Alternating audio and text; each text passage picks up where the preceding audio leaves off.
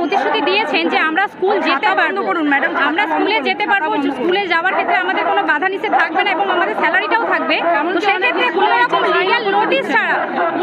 Legal notice ছাড়া উনি কিভাবে প্রত্যেকটা স্কুলে গুগল চিট পাঠাচ্ছেন আমাদের স্যালারি বন্ধের জন্য? এটা আমরা কিভাবে মেনে নেব?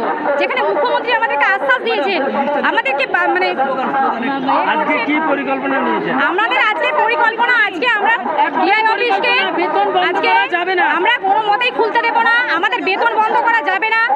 আর সরকারকে যোগ্যদের লিস্ট বাদ দিতেই হবে, মিরর ইমেজ বার করতেই হবে যেভাবেই হোক। মুখ্যমন্ত্রীকে এই মিরর ইমেজ কোথা থেকে পাবে আমরা সেটা জানি না, মিরর ইমেজের কপি বার করতে হবে এবং যোগ্য অযোগ্য লিস্ট দিতে হবে এবং সেই যোগ্য অযোগ্য লিস্ট সহ তিনি যেন রিভিউ পিটিশন করেন, এটাও আমাদের আর্জি।